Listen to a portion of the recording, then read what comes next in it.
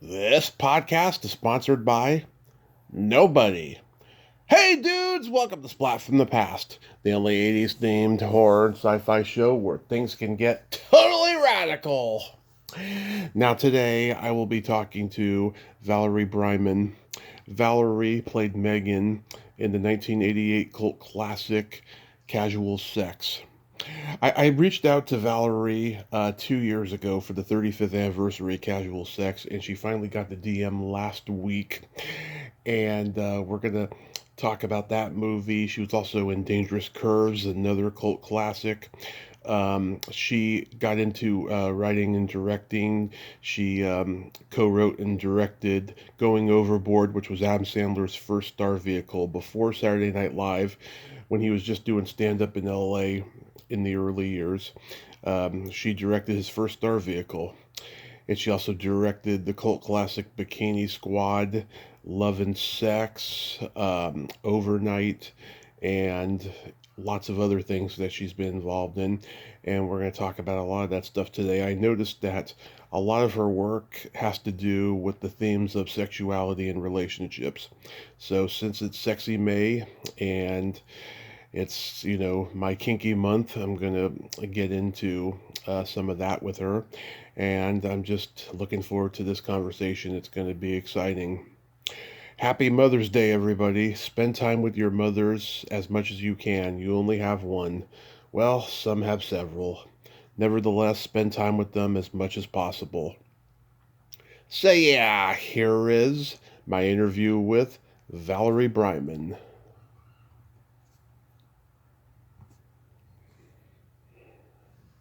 Hello.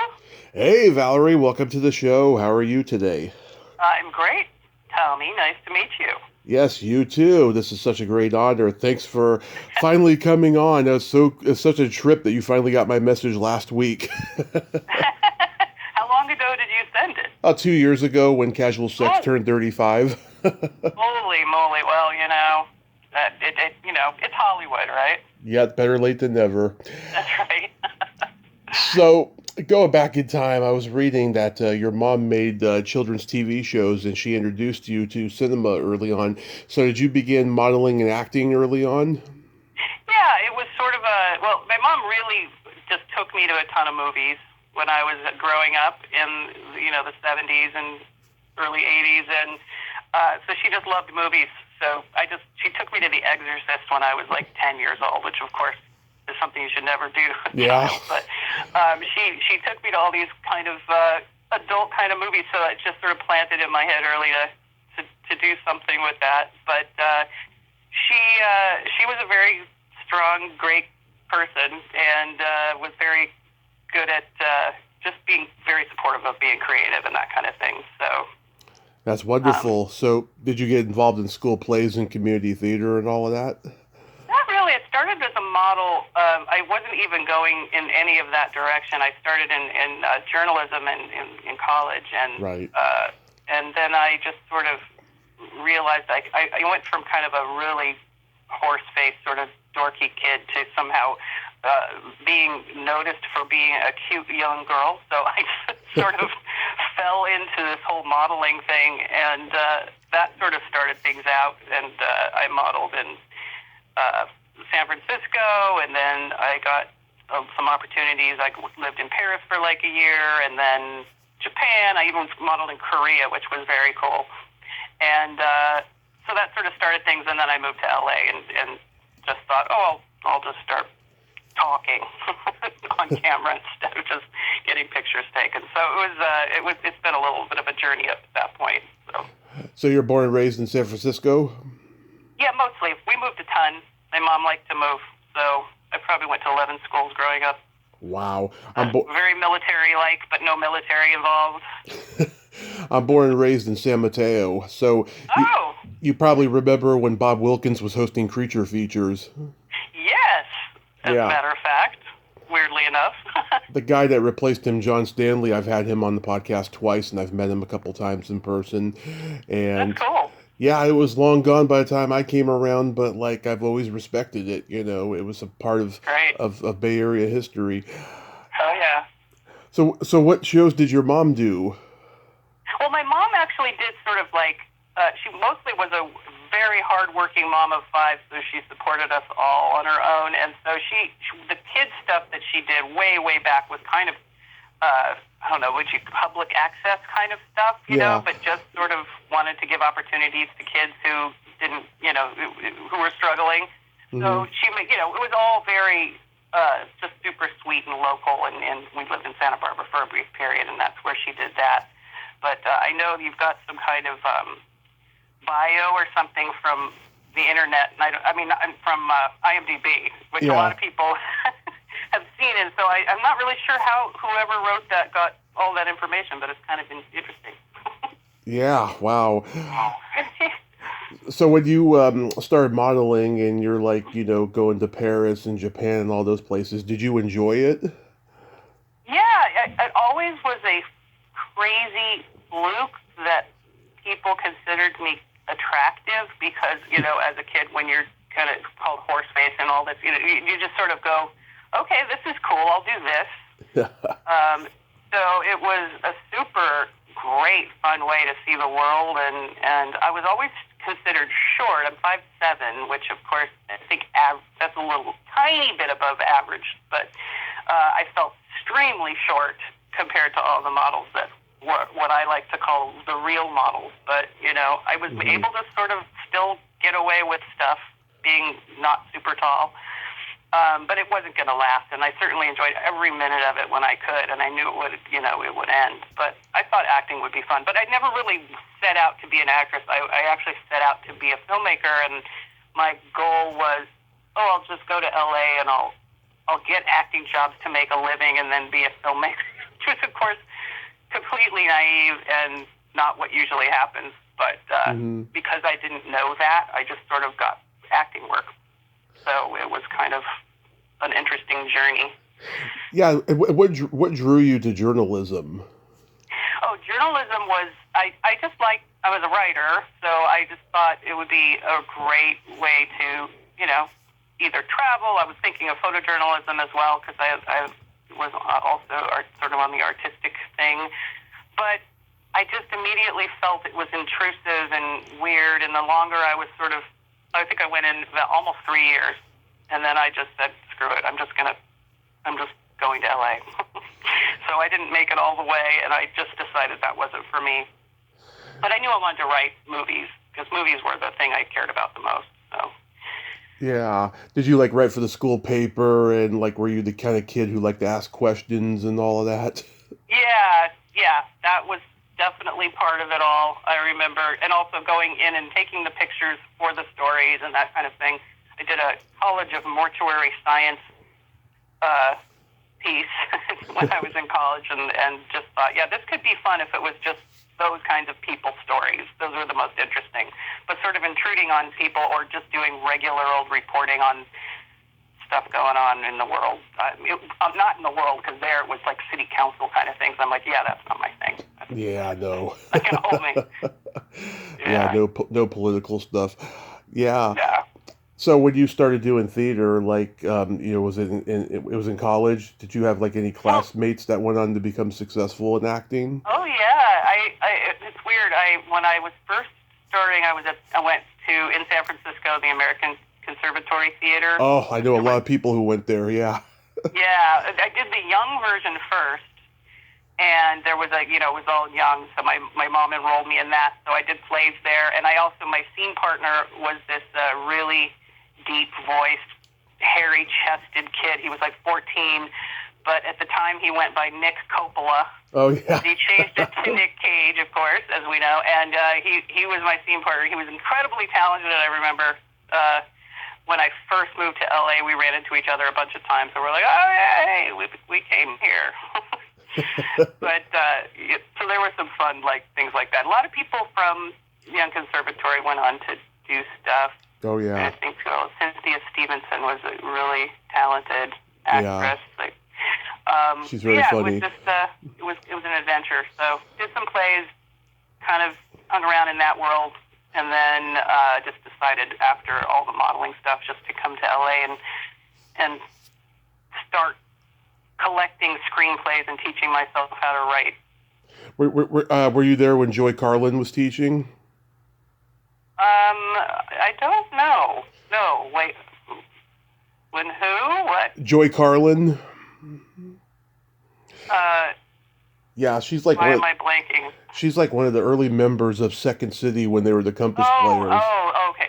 Okay. So no, I kind of was in the Groundlings world. Yeah, I did the LA version. Yeah, because I talked to Joy a few years ago, and Uh-huh. she was telling me about being in Lee Strasberg's class with Marilyn Monroe and all this, Oh, cool. all this old history and stuff. Yeah, were you there the same time as John DeMita? No. Well, I'm not sure what year that was, but Probably the early '80s. He was there or something like that. yeah, that was earlier than me. I got to LA in '85, but didn't start sort of doing that kind of stuff till like 80. Actually, I've got my first acting job was a John Hughes movie. She's having a baby. Yeah, she's having a baby, where I played Alec Baldwin's slutty girlfriend that he brings home. Yeah, and you got Elizabeth McGovern and Kevin Bacon, and Yep. That was a trip. That was an amazing first acting experience. It was like, oh, I could do this. This is fun. Because John Hughes was very generous with actors, very good at letting you just sort of improv and have fun. I know it's funny because the guy was such a brilliant writer. Like what was on the page was so brilliant that he knew how to write dialogue. But yet, Yeah. when you find out that he was also allowing actors to improv, you think to yourself, "God, what was improv and what was written by John Hughes?" Because it all seems like it was written by John Hughes. It's just brilliant. Yeah, and he wrote everything so fast. I mean, Yeah. he literally would write most things within a week. It was. Oh, he wrote Pretty in Pink in a weekend. Yeah, and I remember talking to him at length because I wanted to be a filmmaker. So we have a weird story because when I auditioned for She's Having a Baby, I dressed in like just slutty. Yeah, you have like a rocker chick hair. I always played bitches and sluts. That's about all I ever played. Yeah. And I came into his office and I was in a tight mini skirt and I was smoking. I didn't smoke. I've never smoked a day in my life, but I Good. And I inhaled and I was like putting my cigarette ashes out in his carpet and stuff. And so he thought I was just this skank, which of course I was thrilled about. And I luckily got that job. But when I came to the set the first day, I had no makeup on and I wore normal jeans and a t-shirt. And I looked at that time way younger than what I was. So I came in and I just said, do you mind if I just kind of follow you around and just sort of watch how you're doing your thing because I want to direct? And he's like, sure. And we spent a ton of time. He's really nice. And then he's like, who are you? I don't know who you are. And I said, oh, I'm the actress. I'm playing this, this character, Aaron. And he just like lost his mind. He just couldn't believe that I was the slut that came into his office and that it was a joke and an act. So we really bonded. Yeah. He was so generous, and he said to me after we worked together, he was like, I had this wonderful sort of thing where he's like, this is the kind of thing I love, and that when actors get, just do their thing, this is why I became a director kind of thing, and he was like wanting to offer me to write a movie for me and all this, and then I think he had like kind of a little bit of a weird little, very innocent crush, and then I started dating his music supervisor, and then he never spoke to me again. So. Yeah, he was a grudge holder. I mean, if he worked with somebody once and the movie was a failure, he didn't want to talk to them ever again. Yeah, I've heard that. I know that for sure. I was history at the rap party when he's but he would, I'm sure, never have cheated on his wife in a million years. Probably but not. He was like he had innocent crushes, I think, all the time. But yeah. Yeah. So that was kind of it was a real great experience, though. I have to say, it was a great first acting experience. Oh yeah, it was shot just before Planes, Trains, and Automobiles, and if you watch Planes, Trains, and Automobiles, the hotel clerk is watching She's Having a Baby on the screen. Oh, that's so funny! I never noticed that. Little in joke there, yeah. I love it.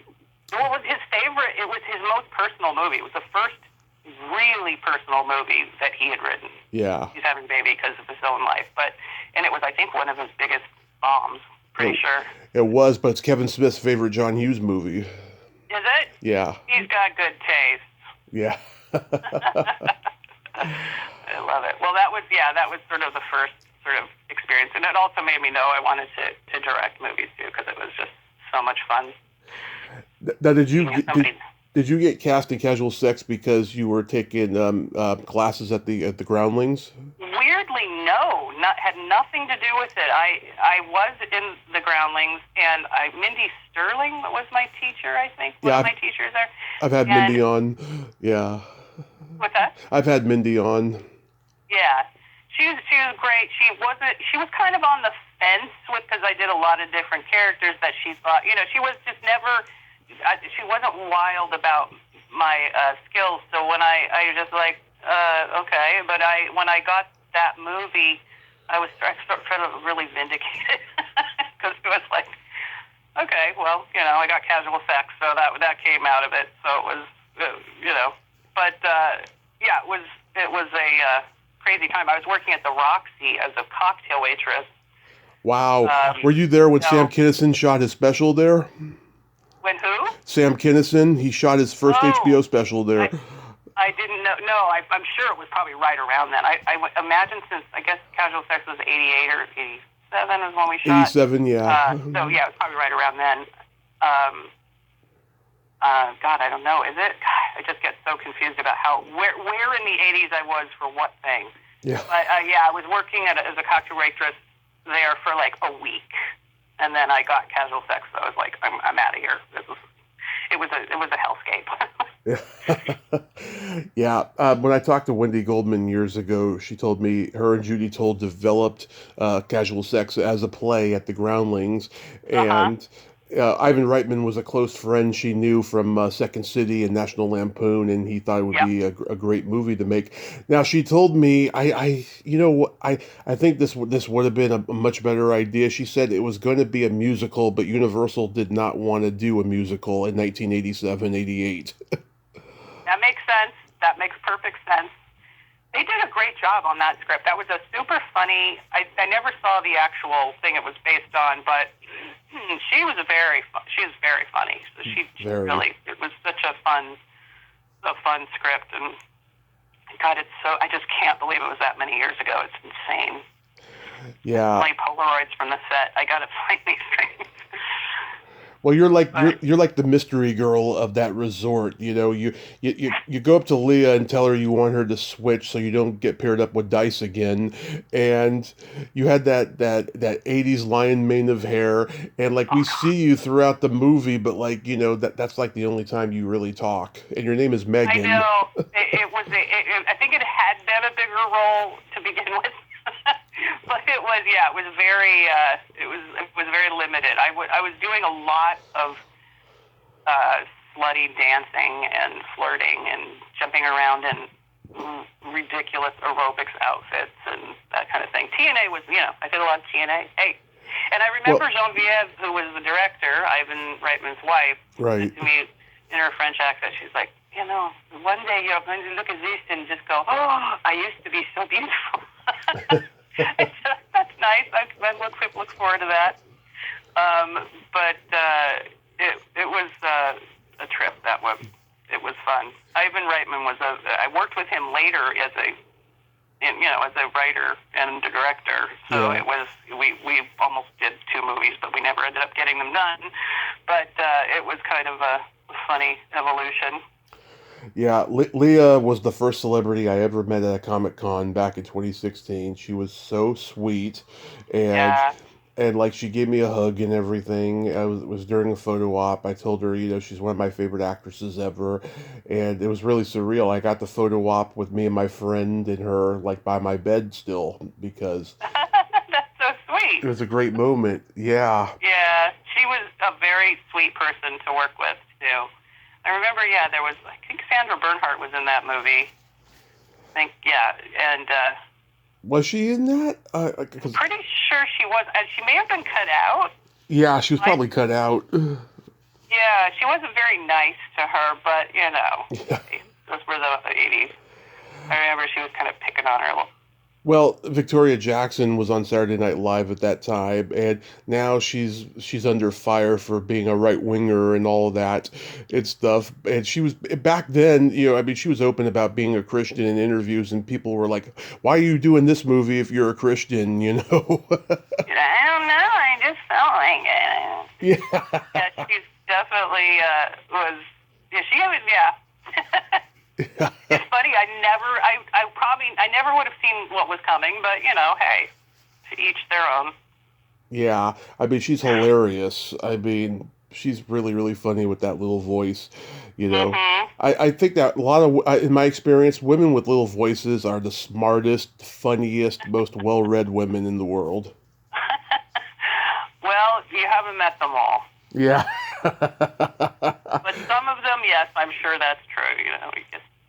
Yeah, I mean, the movie was a great commentary on AIDS, and even though it's rated R, there's like really no nudity, and there's only a couple fucks said, but it's not coming from Yeah, Dice. I don't even know why it would be rated R. I'm trying to even think why it would be. Because of the penis references, probably.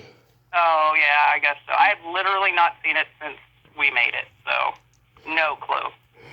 I actually remember very little about it. I mean, not that I don't remember. I remember details if I try to, but it's so weird to be around this long, just sort of going, because I'm putting together a memoir of what it was like to be, acting and doing all the things that I was doing then with film and stuff in the 80s as a woman. So it's like, it's definitely a trip.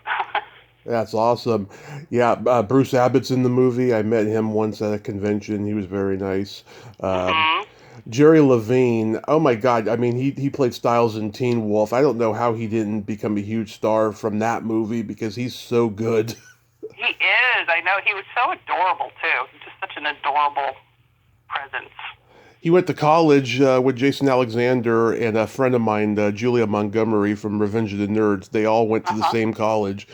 Yeah. That's cool. It's Stephen Shellen. Oh my God, talk about a rise and fall. That guy. Wow, I know. It's there are a lot of those. That's for sure. Absolutely. Mhm. Going back to some TV credits you did. Oh my God! Yeah. So you were on Cagney and Lacey, which is one of my favorite shows. How was that experience? That was amazing. Actually, now that you mention that, Mhm. that was my very first acting job, and then the John Hughes movie was my second one. Right. So that one was so much fun. It was, again, always a bitch, always either a slut or a bitch or both. And those are the ones I booked. I was just able to do it, and I remember just being so excited to be on that show because I thought it was just such a fun, strong female show. And they were so sweet and warm and kind, and it was great.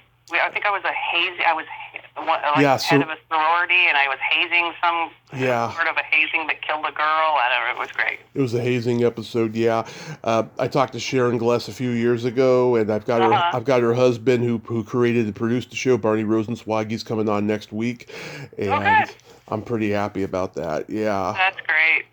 They were wonderful. That was a great first job. I mean, again, terrifying, when you get a job and you actually have to, it's just all of a sudden you're actually have to remember lines. Because I trained a little as, VHT, but I just didn't ever feel like I was really an actor. I just always sort of just wung it.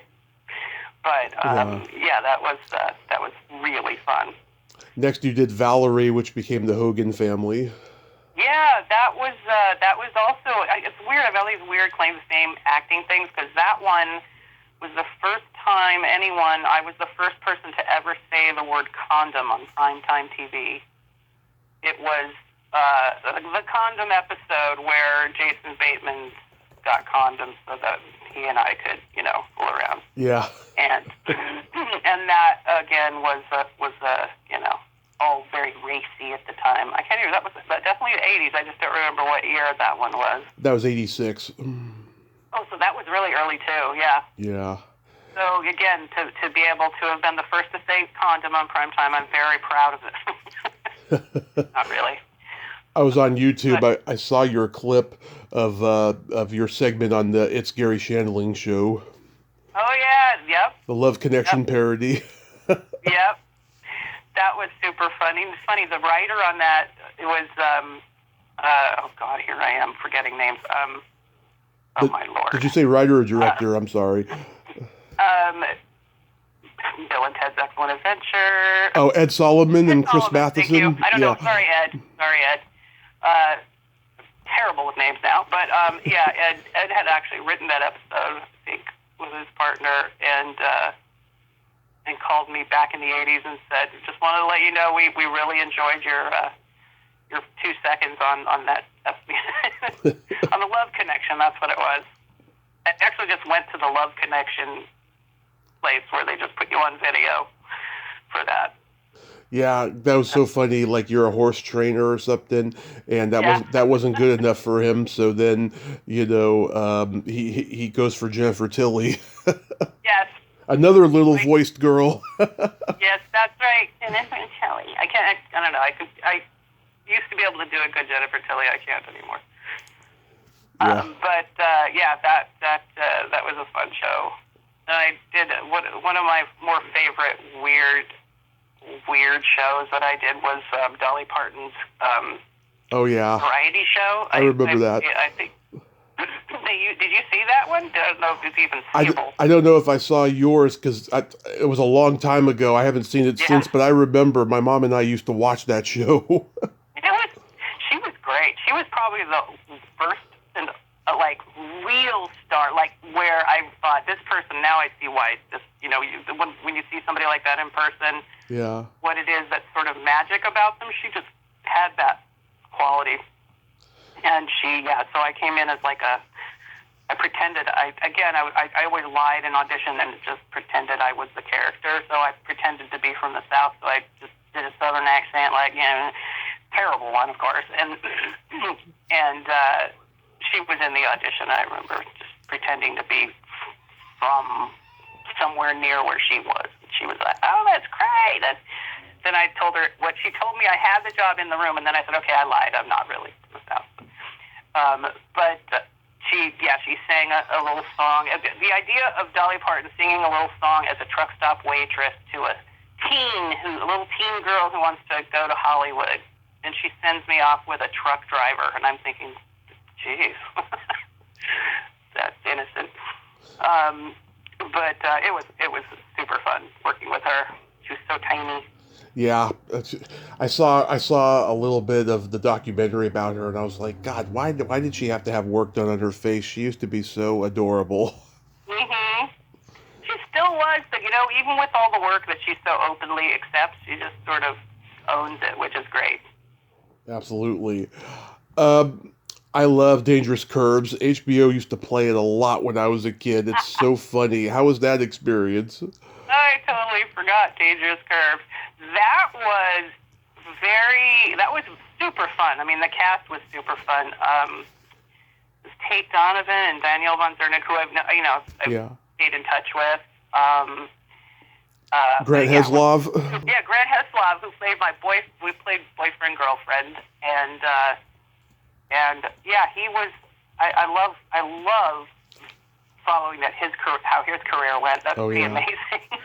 But every time I see him make a quantum leap, he's still that nerd to me, like in License to Drive, when he's Nina Simosko's, liberal Jewish left-wing boyfriend who like takes her to a protest and they get arrested. That's so true. That's so true. Yeah. And he'll never escape it. Yeah. True. That was a super fun movie. I mean, it's of course awful, like so many of those movies are, but we all had a great time on it. You shot in you got so San many Diego. You got so many great lines in that movie.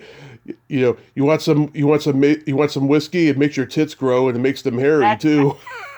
It makes your tits grow. I cringe when actually I have one of my besties of all time, Adam Rifkin, which I made a movie about our relationship, always still brings up that line as a joke constantly. Makes tits grow. I got humdrum hair. You look like you're wearing a condom on your hair. Oh my God, I don't remember that one at all. Yeah. That's got it anymore. That's. I just remember those two. Okay, that's fine. That's plenty. I think the idea of like having a film festival and watching every crappy movie I've done in the 80s, I can't even imagine how horrible that would feel. Or fun. I'd have to be drunk. I'd have to be drunk. And of course, the Airplane alumni, Leslie Nielsen and Robert Stack, are in that. Oh, that was hilarious. That's the best story from that movie. You know, everyone knows this about Leslie Nielsen, which I didn't know. Yes. He has the little I already know it. thing. Yeah. Yeah, it's like he's famous for it. He has the little thing in your palm that makes really wet, gross fart sounds. Yep. And he would just always carry that around and hide it behind himself and just be in elevators and farting. And I thought that was the funniest thing I've ever seen. And then I started hearing over the years, yeah, he has this fart machine and he squeezes it. I was like, oh, it's just his shtick. I thought he just found one somewhere and started doing it. But no, that was his shtick on every movie, everything he did. He just loved it. I think it was his way of not having to engage with people. He just fake farting. Somebody told me the other day that it got old after a while on the Airplane set. Like, it's just like, okay, we get it. You know? Yeah, funny. It's so funny that he did it on Airplane. I didn't know it went that far back. Oh yeah, he was doing it probably in the 70s or whenever those things got invented. You know? So funny that he just always did that. Another guest of mine who's a great guy was in it, Bobby Romanis. Oh yeah, yep. He was really great. And he did it. That was a fun role. He was a taxi driver in that, I think. Yeah, and he and I talked on Halloween Day for 30 minutes while he was going to LAX to go to an 80s festival. I mean, that guy is a mensch. I love that. He's a real mensch. I love that guy. Yeah, I love that. I'm trying to remember, actually. I remember another line when she's getting on you about eating Twinkies, and you're like, you know what this is filled with? Bizarre it is. Oh my God, I don't remember that either. Yeah. Oh wow, that's good. That was a good That's one. good. Yeah, there was. I was a fun character. It was a fun character. It's still cringy as hell. Cringy. Karen Lynn Scott, she went on to be the Susie on Seinfeld. Oh, that's right. Yeah. Oh, yeah. See, that's why when you haven't seen the movie since you made it, it's kind of like you don't even realize who was who. I remember there was one of the beauty queens was somebody who got a pretty successful, like... Cynthia Geary. Was it Cynthia Geary? Oh, no, it was Ava LaRue or something like that, was it? Probably. Yeah, I don't know. Yeah, one of these days. But I do know Cynthia Geary was in there just before Northern Exposure. Yeah. Yeah. I love how many of the actors that you obviously have interviewed, many a character actor as well. I have. I've never interviewed her. I'd love to interview her, but yeah, I mean, I've been so damn lucky. Yeah, you mentioned Adam Rifkin. Yeah, he directed Detroit Rock City. I love that movie. Oh yeah, he did a great job on that. I've known him now for 40-something years, something like that. We're still besties, and we both wrote movies about each other. But his unfortunately didn't end up getting released. But but Love and Sex was the movie that I wrote and directed was about that relationship. I saw it. I liked it. Yeah, that was a super cool experience. How did you come to meet Adam Sandler and do Going Overboard? Well, that was probably right after Casual Sex, too, because I think it was 89 or something. And, that was... I had written a couple scripts that I just, got some screenwriting books and taught myself how to write scripts. And I wrote a script, and somehow it got in the hands of a producer who had some rich guy who wanted to make a movie, and they found out there was this boat that was this cruise ship that was going from New Orleans to Cancun with 50 beauty queens on it, and somehow it got to me where he said, if you can, we're leaving on Thursday. I think this was Monday. And he said, we're leaving on Thursday on a boat with 50 beauty queens. Can you come up with a movie and try to write a script like by Thursday? And I just said, yes, I can. I'll do it. In 3 days, I stayed up all night and wrote 20 pages a night, like 60-page script, and thought, okay, I'll put stand-up comedians. I'll just write something starring stand-up comedians so they can put their act in it and make it a feature-length movie. So we went to, I guess it was a Comedy Store, and just for one night, and just saw all the comedians, and Adam Sandler was doing an act that night, and I said, that's the guy. And so we just asked him afterwards if he wanted to be in this movie, and we're leaving on Thursday, and he's like, yeah. So we all just sort of climbed on this boat and made the worst movie ever made, and it was so much fun, and we all ended up making lifelong friendships out of it. But it is one hell of a movie. Yeah. with again, my editor was 90. I'm not kidding, 90. Wow. And we edited on a moviola. I didn't know anything about directing at that point. I was my film school actually, and I remember thinking, I didn't even know I could tell the editor what I wanted. So he would just leave tons of room for the laugh, right? Yeah. But he would say, leaving room for the laugh. So it's just these long, huge, it's a terrible movie, but so much fun. How did you... And my friend Billy Bob Thornton was in it. Yep. He was a friend of mine at the time, and Billy Zane was in it, and Yep. Burl was in it. I met Billy once. You've interviewed Billy? No, I met Billy once at a convention, and his sister Lisa. Mm-hmm. Yeah, she was in the movie. Yep, that's right. Yeah. How did you get Milton Berle? Milton Berle came along. He didn't go on the boat. Mm-hmm. He had one day of shooting. I don't know. One of the producers just somehow got him. I don't even remember how. But we had this character being the guru, comedy guru for Adam Sandler's young stand-up comedian character. Yeah. And Steve was having a huge schlong. Oh yes. Oh yeah. His episode of Saturday Night Live didn't air because of that. Lorne Michaels was so offended he was taking it out in front of everybody. He just didn't air the episode. Oh, I didn't know that part of it. I knew the part of it where people saw it. Yeah. Yeah, because I saw it. I actually saw it. And that's one of my favorite things that has happened. Really? So, well, a lot of people saw it on this because he was, he liked to show it off, Right. But he was very old, so it wasn't he was standing up and showing it. But I tried to get him to show me, and I kind of Me Too'd him a little bit. Yeah. And he wouldn't show me. He refused to show me. He was showing everybody. A grip was like, oh, I just saw it. Yeah. So so I convinced him, and I am writing about that in my book. So definite. I love it. I love it. Oh my God, that's awesome. I love it. How did you get Terry Moore? That was also through the same producer. It was Randy Turow, I think.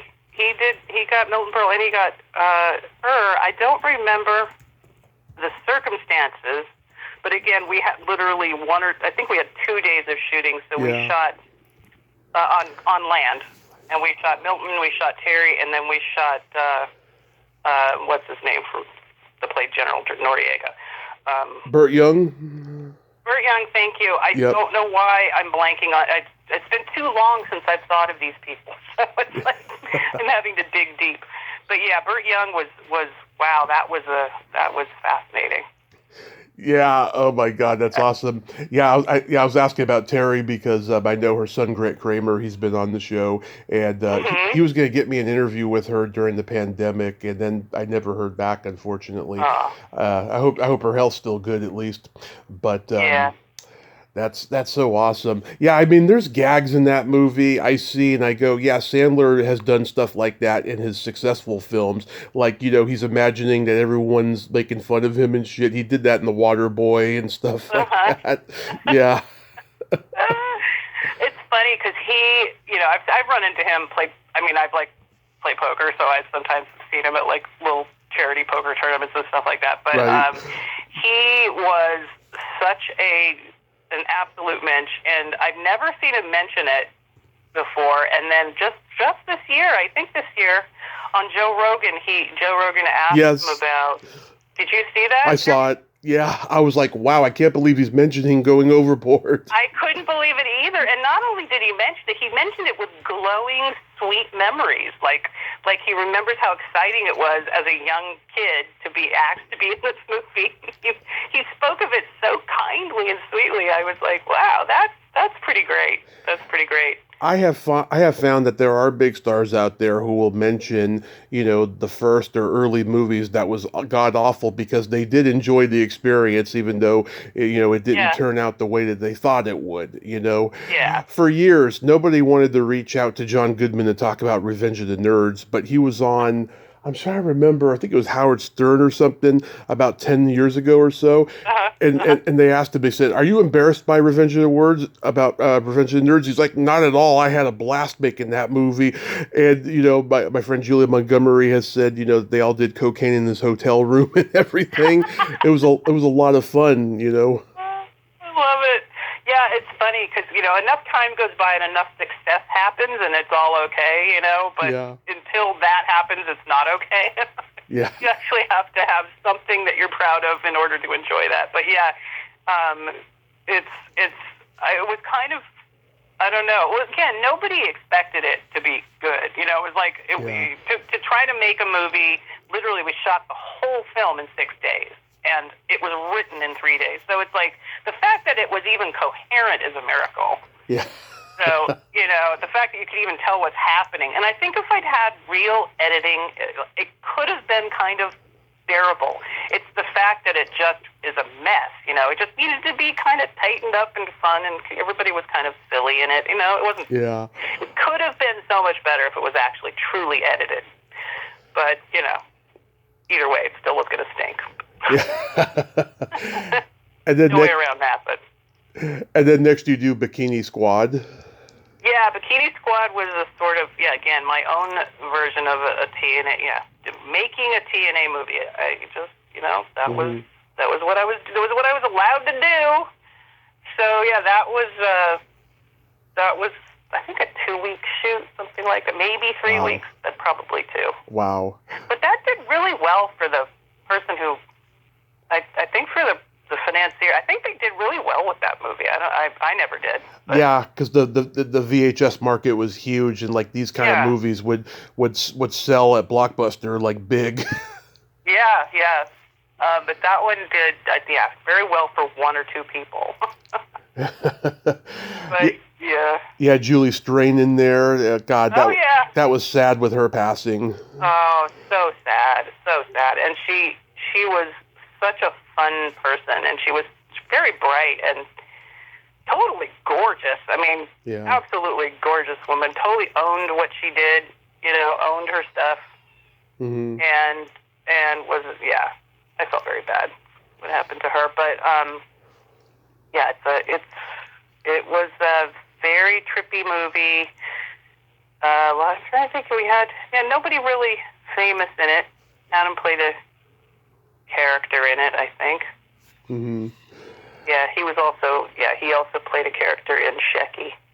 Yeah. Shecky. It's like Croker from the band Yellow Teeth. That's right. And I don't know if you know who Dan Povenmire is. He's made Phineas and Ferb. It's sounds familiar. It's Disney animated stuff. Anyway, he did the opening credits for Shecky, and he was in That's awesome. A lot of weird claim to fame people. I never saw this horror anthology show, but you directed an episode, Bone Chillers. Oh yeah, I did 2 episodes. I did Franken Turkey, and what was the other one? Gorilla My Dreams. Gorilla My Dreams. That was it. Yeah, and Franken Turkey actually turned out pretty well. That one turned out pretty well. That was Adam had I guess created that whole series from a book. I guess it was from a book series, and it was a super fun show. It looked really cool. It was really fun. Yeah, so you got Linda Cardellini in there. She's from Redwood City. She's a Bay Area person, and Charlie Fleischer. I met him at a convention. He's not exactly the warmest guy in the world. No, not at all. But but a character. That's Yeah. for sure. I forgot. That's right. Linda was in it, and there were some really talented young kids in that. Yeah, she went on to do great things. Yes, she has. She continues to do so. Mm-hmm. Like I said, I really like Love and Sex, and you got to work with another guest of mine, the great Ann Magnuson. Oh, I love Anne. Yeah, God, love her. wonderful. She's so talented and gorgeous and funny and just a wonderful person. She's yeah, that film was a great experience because that was finally me being able to do the kind of movie I wanted to do. Yeah. This is a very personal, real movie, but it was I had actually learned my craft by that time, so to actually make a story that mattered and it did very well for all of us. So it's a very special experience. I mean, the actual shooting of it was fun. And the actors were great. John Favreau was so funny and such a natural talent, and we just had a great time. I had pretty horrific producers on that one, I'll be honest, and they made my life hell, but managed to get the movie, my version of it, because they tried to recut the whole movie, and I got my version sent to Sundance, and we got into Sundance with my version, so they couldn't keep their badly edited version of my movie. So that was kind of a great feeling. And then that movie did great things for us. So, and Claudia Christian, you must know Claudia Christian. I love Claudia Christian. She's very gorgeous, very talented actress. Absolutely, one of my closest friends. She and I have known each other. She and I met on the set of She's Having a Baby because we were both competing for that role. It was literally the only time I ever got a role over Claudia. She always got every other thing after. But we've been best buds ever since we met in our early 20s. I remember when she was in the Barbarian Brothers movie, Think Big, and she's so funny. She's like, wearing one of the guys' clothes. It's pretty funny. Yep, she is a very funny person, and she should be doing comedy. I mean, she's just always makes me laugh so hard. Yeah. I told Anne that she started my love for kink and fetish because she used to narrate those HBO sex documentaries back in the 90s. Yeah, I told her that she started it because I remember she was narrating this one where they were talking about toe sucking, and she said, "Is that a toe in my mouth, or are you just happy to see me?" Oh, man. She had such good one-woman shows. I don't know if you've seen any of them, but... I want to. I do. She's very funny. So good. Yeah, she's one of my faves, without question. So I noticed in your work, you love to explore sexuality and relationships. What made you want to do that? You mean in Love and Sex, the movie? Yeah, and I noticed there was I think it was a series called Friends with Benefits. Oh, yeah, that's right. The TV, well, that was just, that was kind of random. But yeah, I think the way it all began was just because Love and Sex, I just wanted to write something very personal that focused on this one relationship that was a weird relationship that I always thought was kind of could be funny as a movie. And I just sort of went through every relationship I had and I wrote that script in Love and Sex in 3 weeks, I think, and it just poured out. It was the only script I've ever written that poured out, just because it was so chronological as well. And it just sort of was so personal. It was like, okay, I'm just going to explore every relationship I've been in because I was always, having very short relationships. And it just sort of became interesting to me just because, that's when you're in your 20s and 30s, that's what you're looking at. That's what you're doing. You're out there dating. And I thought, that exploring the difficulty of having a good relationship and just always kind of failing at it and trying very hard to make it work was just a fun theme for that movie. And then, yeah, so it's just, I think also, just that kind of stuff is what came along. So, that the Friends with Benefits kind of came my way just as a fluke. So it wasn't, anything that I sought out, but that was a definitely interesting experience. My first real network TV writer's room experience. Do you have a European sensibility when it comes to sex and relationships and all that? Yeah, I think so. I would say Same here. Same here. Yeah, I think it's just sort of, obviously, it's. I don't have any problem talking about it or telling stories about it. So. Me too. During the month of May, I this is why I was so excited when you finally got back to me last week. During the month of May, I talk about sex positivity with like-minded guests and stuff. I mean, I talk to sex educators, porn stars, mainstream actors who are like-minded, and stuff. And I've been doing that for quite a while now, and it's really interesting to hear, from artistic, perspective on it. Mhm. Yeah, it's again too the times when it's all throughout. The '80s, the '90s. That was sort of a big thing. And it was certainly as a woman, it was kind of an easier foray into the business as well too. So right. But yeah, I don't have hang-ups about it. Well, May is International Masturbation Month. That's why I did not know that. I did not know that. Yeah, when Dr. Jocelyn Elders was the Surgeon General, she got fired because she wanted to put masturbation into the sex education curriculum, and Bill Clinton was a hypocrite, and he fired her, I guess, because it was masturbation and not blowjobs. So the gay community in San Francisco declared May International Masturbation Month in her honor. I had no idea. Yeah. I am now educated on that. That's amazing. Yes. That is very cool. So, do you have anything upcoming? Kind of. I mean, aside from, I've got a script I'm working on that I plan to maybe start as a graphic novel. I'm not sure. It's a story about my life. My mother and my relationship in the '70s is pretty interesting. Yeah. So I'm doing that and writing my memoir, and I'll be probably moving to London this year just to sort of get just a nice change of pace. So I'm going to probably start. Get your batteries recharged. Exactly. So yeah, that's the plan. How far along are you with your memoir?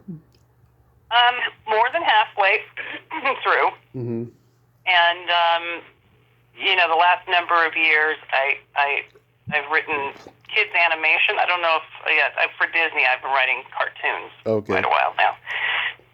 So there's a show called Hamster and Gretel that I've been working on that may have a third season. Nice. So that would be another thing that I'll be doing. But I'm just enjoying life. I got to get back to my memoir this summer. I've been lagging on it the last couple of years. I started writing it, and then I did a lot of crying during writing it, and I was like, I don't want to be sad anymore. Now that the pandemic's over, I can finally get back to it and not be that sad, Yeah. I understand that completely. Did you have the title for it yet, or? I've been playing around with dozens of titles. I had one for a while that I was like, you know what? Maybe that's not the title. Maybe there's others. So yeah, I have a couple titles in the air. Okay. Good.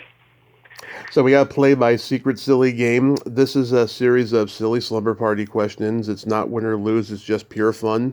And how the game works is, Valerie, I ask you the question, you answer it, and then you ask me that exact same question, and I answer it. And feel free to comment. Feel free to comment on the answers because they might be funny.